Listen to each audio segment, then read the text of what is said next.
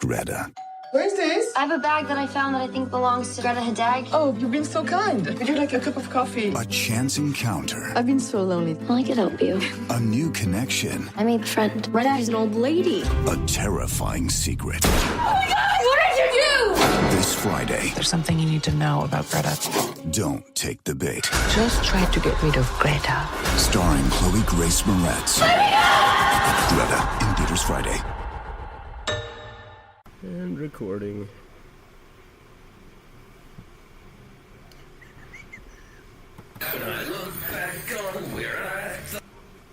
Oops. What the fuck? I'd be 10 years from where I was 10 years ago. It shouldn't look like this. If I knew then enough to know that soon enough I wouldn't know one goddamn thing about knowing anything at all. But I still believe that I could do any of the things that I wanted to do. If I just believed in myself, someone else would too. What am I gonna be when I grow up? What will I see when I look up and see myself staring back at me? Oh, hi there. Happy Sunday. It's February 24th, 2019, and I'm Eric, talking at you as always from beautiful downtown Vancouver, British Columbia, Canada, where prosecutors claim to have DNA evidence that will finally convict R. Kelly. And in other news, Brad Pitt and Gwyneth Paltrow might break up, and Bush have a new album. Because clearly it's like 1994. I don't know. I was gonna say, like, what the fuck? Did we just jump back in time? We have been hearing about prosecuting R. Kelly since I was old enough for him to sleep with me. It's just... How is this? This has been going on for like 30 years. Yeah, I don't understand. Like, I just don't understand it. Why is it so long? I don't know. Anybody care? Exactly. I mean, why is it news anymore? They've been after this guy for so long. And granted, he's a scumbag. Don't get me wrong. He's a horrible human being, and everything he does is evil. But come on, why are we 30 years? I think. Well, at least 15 years it's been going on for. So that was the point. Anyway, hi. How's it going, Gord? I'm doing good, my friend. How you doing? I'm okay. It's been a rough day. But it is February 24th. February 24th is a very interesting day. I don't know if you know. It is both National Cupcake Day and World Bartending Day. Ooh, get drunk and eat cupcakes. I Right? like it. Also, on this day in 1821, Mexico declared independence from Spain. In 1940, the song "When You Wish Upon a Star" was recorded. Oh, really? Yeah, the original Disney song, 1940 on February 24th. It's also the day that Kurt Cobain and Courtney Love got married No, yeah. in Hawaii. So, that's a big day. Big, interesting day. I thought that was kind of cool. Just a lot of stuff happening on this day. I thought it was neat. It's definitely different. Because, I don't know, I'm interested in stuff like that, because I like to watch Jeopardy and have all the answers, so I try to learn this crap. It's also so I have something to say when I'm talking on Anchor.fm, and if you think you can talk on Anchor.fm, I want to hear you try. You can get started today. Go to the App Store, download the app. You can host and create unlimited episodes or record from anywhere you want and monetize your show, all for free. Anchor.fm, the best way to start your podcast ever. That's all they're getting. They're not paying me right now. Yeah, so they just get that's fine. Now, unfortunately, I did have a guest scheduled for tonight. She had to cancel at the last minute.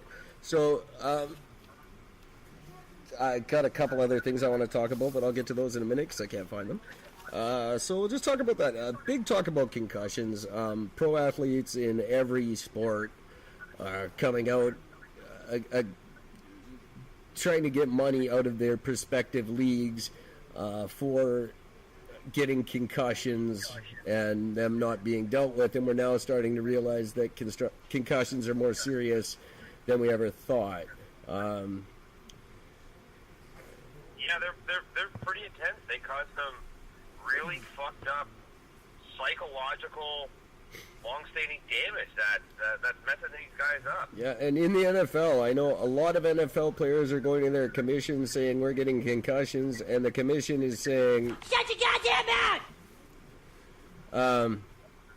No, you're fine. Yeah, it's Shut your goddamn mouth! we got a problem with our heads. Shut your goddamn mouth! So yeah, they're dying young, and we're finding out why. It's a really bad situation. But there's these certain group of people that claim after a concussion to have talents. There was a guy on Dr. Phil it was a girl on Dr. Phil, a guy whose wife got a concussion, and afterwards she spoke 3 languages fluently. That she that doesn't surprise me, in a sense. That, like, a concussion can cause that. You're talking about the brain. It's a complex fucking system. Yeah, it's true, yeah. And we're led to believe that we only use a portion of it, so it's not out of the realm of possibility that after taking a shot in the noodle, we actually end up using more of it. You know, I know that there's many times where I thought a good hard whack to the head to me could have actually cleared my head up of a little bit of shit, but I've always been afraid of just rattling around and rattling the wrong thing loose. You know what I mean? Like, there's this one guy who, perfectly normal childhood, he had like a very loving, outstanding home, he was a smart kid in school, great thing, he has a concussion, turns into a fucking serial killer. Yeah, right. That's what I'd be scared of. That's what I think a lot of people around me would be scared of. Not necessarily, I wouldn't be that scared of it because I think I'd probably embrace it. I don't know if given the option, if you had a 50-50 chance of that working out. How about no? Yeah, but I'd be a really good serial killer, though. Oh, definitely. I could see it. Yeah, oh yeah, for sure.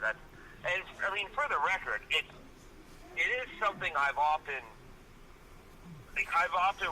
worry about that because I have forms of anger issues. Like I'm a very passionate person. I'm passionate about my job. I'm passionate about my relationships.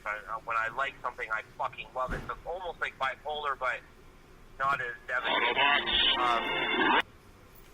Sorry. I've always worried that if I actually got in and like murdered somebody and like things went well, be going, wow, I kind of enjoy this. And if I applied that passion to that, I'd be pretty fucking prolific, you know. So yeah, it's been a bit of an open concern for me for years. And you've got the look for it. Like, yeah. You've got that classic serial killer look. You know, you're well groomed, you've got that nice smile. They always look like they would never do something like that. Yeah, it's true. But I think I'd be the one where, if I ended up doing it, if you started interviewing, like, people I know, they'd be like, well, you know, not exactly that surprised. Gord's pretty fucking weird, so. He did grow up with a cemetery for a backyard, and, you know. That's kind of been around him, so it makes sense. Yeah, we just kind of expected it out of him. We were just wondering when.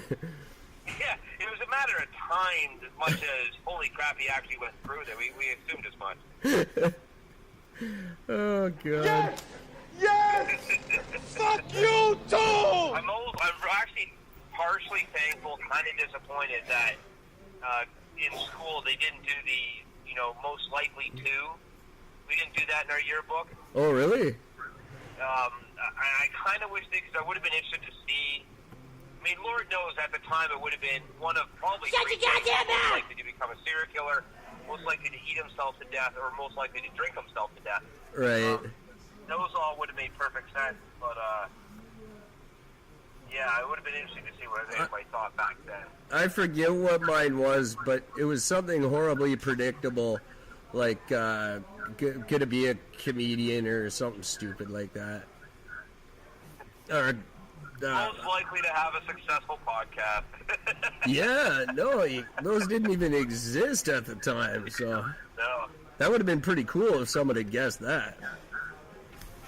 Yeah, well, you know, many years ago, like I'm talking like just outside of high school many years ago, I had a lot of people tell me that I should be in radio, mainly because, well, I have the face for radio.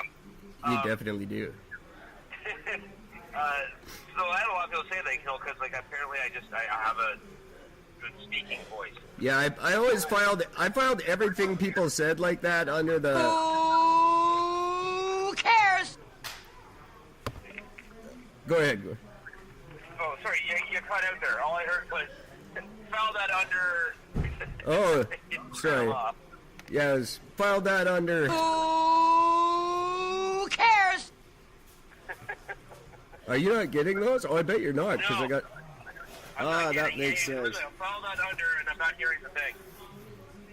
Let's try this for a minute, because that's kind of funny. Keep going, Gord. Okay. There we go. Sorry about that, everybody. That's a little bit of a mistake. Here, I'll do it one more time for you, Gord. I've done it twice for the people at home. But I said whenever people back then said stuff like that to me, it always went under the... Who cares? That's better. Sorry, you've been missing them. I've been doing them the whole time, and you haven't been catching them. I just figured out why, so... Yeah, no, I haven't catching any of them. That's too funny. I forgot what I was saying. Here's another one for you, just because I have fun doing them, and this episode's going to be crap anyway. This is when you said you had a face for radio. This was your... When I said you look like a serial killer, your response was... Yes! Yes! Fuck you too! It's true. Sorry, everybody, for having to listen to those 3 times. I just figured out why Gord wasn't catching them. I'm still getting comfortable in the new studio, but you got to admit the show sounds great, and you can admit that at Eric and Gord at Outlook.com. So yeah, we did that in my high school. I forget. It was something about being funny, class clown, or devil's twin, something stupid. Oh, I remember what I was saying. There was an ad in the newspaper about wanting to do, like, getting into voice work, in radio, commercials, whatever it might be. And they just have this phone number. You call and you leave a, 2-minute long message where you just talk about anything. So I did. I called up one night. I was kind of drunk, and I called up and left this long, rambling message. Thankfully, I left my contact information at the end of it, and fuck if I didn't get a call back, 2 days later. And they're like, we want you to come into the studio. We love your voice. I'm like, oh, all right, cool. So we did a bit of a phone interview thing, and then I went to downtown Toronto. I paid $25. That was the fee. And they put me in a studio, and first they got me to just talk. And they said, talk about anything, tell a story, talk about yourself, anything you want to do. You got, anywhere from 1 minute to 10 minutes. Do whatever you say, whatever you want to say.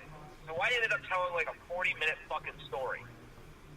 And just random, just blah, blah, blah. I did this the other day, did this big, long, bullshit fucking story. Then they handed me a couple of scripts and said, well, here, fucking read these. So I read these 2 scripts. And the engineer guy comes out, and they just basically just do one cut. The guy's like, all right, go to the next one, boom, go to the next one. And I said, all right. He goes, this is great. He goes, now, can you read the scripts without swearing? And I'm like, what are you talking about? I haven't sworn once. The guy's like, are you kidding me? Half the fucking commercial you just read is all swearing. Cut it without swearing. I'm like, I had no idea, because I've been swearing for so long. Yeah. And it's so natural for me. I don't even notice that I do it. So it was really fucking funny because like I'm like, oh, okay. So I'm reading the script and I read it again, and it took me like 5 reads to get through it. I finally got the last one. As soon as I spit out the last one, I'm like, fuck yeah, I did it. Guys,